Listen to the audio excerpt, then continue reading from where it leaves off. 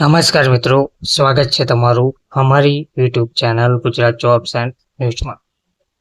મિત્રો, લાખો સરકારી કર્મચારીઓ અને પેન્શનરો માટે મોટી અપડેટ સામે આવી છે.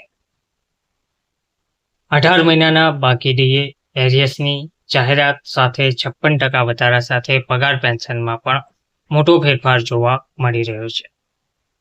બાકી ડીએ અને ડીએ વધારાને લઈને મોટું અપડેટ સામે આવ્યું છે. વિગતવાર જોઈએ તો કેન્દ્ર સરકારના કર્મચારીઓ અને પેન્શનરો માટે આ એક મોટા અને સારા સમાચાર છે. ડીએ મોંઘવારી ભથ્થું અને ડીઆર મોંઘવારી રાહતમાં ભારે વધારો જાહેર કરવામાં આવ્યો છે.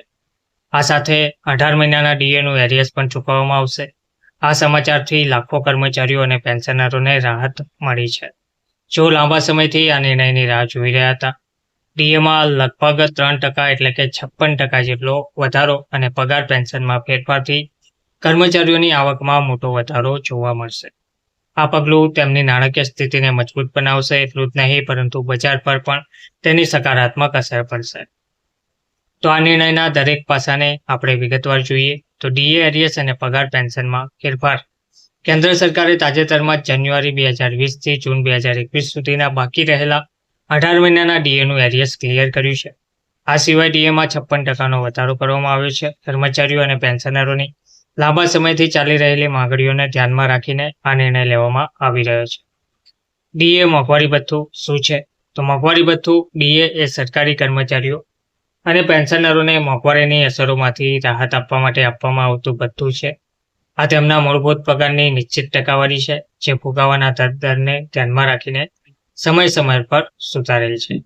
ડીએ એરિયર્સનું જે મહત્વ છે તે કોવિડ-19 રોગચાળા દરમિયાન જ્યારે તેને બંધ કરવામાં આવ્યું હતું તે મહિનાઓ માટે 18 મહિનાના ડીએનું વળતર બાકી છે.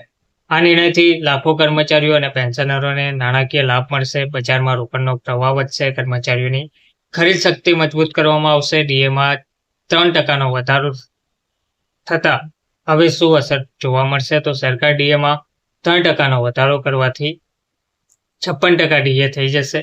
આ ડીએની જાહેરાત હવે ટૂંક સમયમાં કરવામાં આવશે, જે કર્મચારીઓ અને પેન્શનરોની આવકમાં મોટો ફેરફાર લાવી શકે છે. તેની જે અસર છે તે પગાર પર મૂળ પગારના આધારે ડીએમાં વધારો, કુલ પગારમાં વધારો થશે. પેન્શન પર નિવૃત્ત કર્મચારીઓને મળતું પેન્શન પણ વધશે. ફુગાવાથી રાહત મળશે. ફુગાવાના દરને સંતુલિત કરવામાં મદદ કરશે. આર્થિક વિકાસ, બજારમાં ખર્ચ કરવાની ક્ષમતા વધશે, જે અર્થતંત્રને વેગ આપશે. ડીએ ગણતરીનું ઉદાહરણ સમજીએ તો જો કર્મચારીનો મૂળ પગાર 30,000 છે અને વર્તમાન ડીએ દર 53% હતો, તો જ્યારે નવો દર લાગુ કરવામાં આવશે તો જૂનું ડીએ 30,000 તેમજ નવું ડીએ ને ઉમેરવામાં આવશે.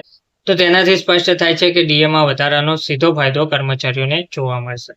પગાર અને પેન્શન પર પણ અસર થશે. ડીએ અને ડીઆરમાં બંનેમાં સરકારી કર્મચારીઓ અને પેન્શનરો માટે જે મહત્વપૂર્ણ છે. આ નિર્ણયથી પગાર સરકારી કર્મચારીઓ કુલ આવકમાં વધારો થશે. પેન્શન નિવૃત્ત કર્મચારીઓને વધુ પેન્શન મળશે. જીવનશૈલી સુધારણા, જીવન ધોરણમાં સુધારો થશે. પગાર અને પેન્શન સુધારાના જે લાભો છે તેમાં નાણાકીય સ્થિરતા, મોંઘવારી સામે રક્ષણ, સામાજિક સુરક્ષા, ખર્ચ શક્તિમાં વધારો.